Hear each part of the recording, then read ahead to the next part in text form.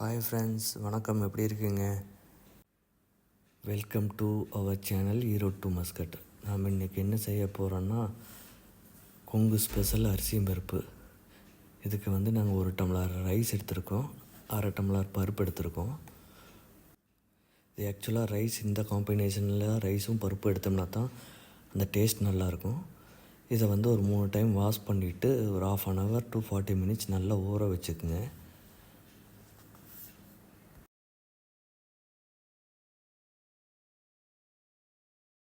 இப்போ நம்ம இதுக்கு தேவையான ஒரு சின்ன மசாலா அரைக்கணும். இதுக்கு 1 inch பட்டை, 2 கிராம்பு, 1 ஸ்பூன் சோம்பு, 1 ஸ்பூன் சீரகம், ஒரு 1/2 ஸ்பூன் மிளகு பெப்பர் போட்டுக்குங்க. இதை போட்டு நல்லா குறைன்னு அரைச்சிக்குங்க ஃபஸ்ட்டு. பின்னாடி இது கூட ஒரு 5 பல்லு பூண்டை சேர்த்து நல்லா அரைச்சி தனியாக எடுத்து வச்சிடலாம். இதுக்கு தேவையான மசாலா பார்த்திங்கன்னா மஞ்சள் தூள், மிளகாய் தூள் மட்டும்தான். அப்புறம் நம்ம அரைச்சி வச்சுருக்கிற மசாலா. அப்புறம் இதுக்கு நம்ம தாளிக்கிறதுக்கு வெங்காயம், மிளகாய், கருவேப்பிலை, தக்காளி வேணும். கடைசியாக ஃபைனலாக போடுறதுக்கு கொத்தமல்லி தழை. நம்ம ஒரு குக்கரில் தேவையான அளவு எண்ணெய் ஊற்றிக்கலாம். இது செய்கிறதுக்கு கடலெண்ணெய், தேங்காய் எண்ணெய், நல்லெண்ணெய் இது யூஸ் பண்ணிங்கன்னா ரொம்ப டேஸ்ட்டாக இருக்கும் அரிசியும் பருப்புக்கு. எண்ணெய் காஞ்சோடனே கடுகு போட்டு பொரிஞ்ச பின்னாடி நம்ம ஒவ்வொரு இன்க்ரீடியன்ஸாக ஆட் பண்ணிக்கலாம்.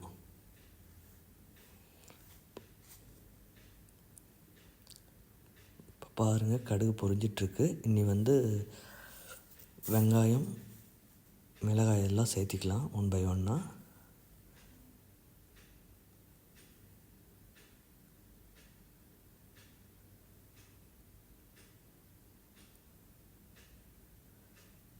இனி கருவேப்பிலையும் சேர்த்திக்கலாம்.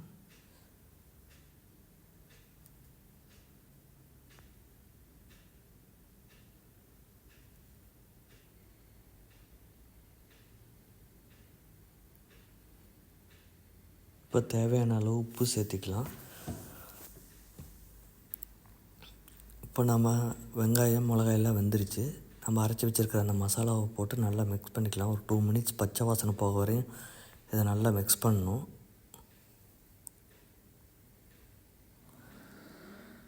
இனி இது கூட தக்காளி ஆட் பண்ணி நல்லா வதக்கி விடலாம். பாருங்கள், இந்த தக்காளியும் இந்த மசாலாவும் நம்ம அரைச்சி போட்ட மசாலாவும் நல்லா சேர்ந்துருச்சு. இனி மஞ்சள் தூள் ஆட் பண்ணி நல்லா மிக்ஸ் பண்ணி விட்டுட்டு ஒரு 1 நிமிஷம் நல்லா வதக்கி விடுங்க. நல்லா மிக்ஸ் ஆகிற மாதிரி, இல்லைன்னா அடி பிடிக்கும். சீரகம், இஞ்சி பூண்டு இருக்குங்காட்டி.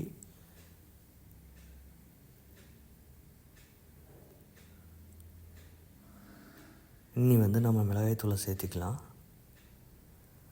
மிளகாய் தூள் சேர்த்துன பின்னாடி ஒரு 2 minutes நல்லா வதக்கி விடுங்க. அப்போ தான் அந்த பச்சை வாசனை போகும், மிளகாத்தூள் வாசனை. இப்போ நம்மளுக்கு பாயில் ஆகிடுச்சு ஆல்மோஸ்ட்டு. நம்ம க்ளீன் பண்ணி வச்சுருக்கிற ரைஸை மிக்ஸ் பண்ணிக்கலாம். இது கூட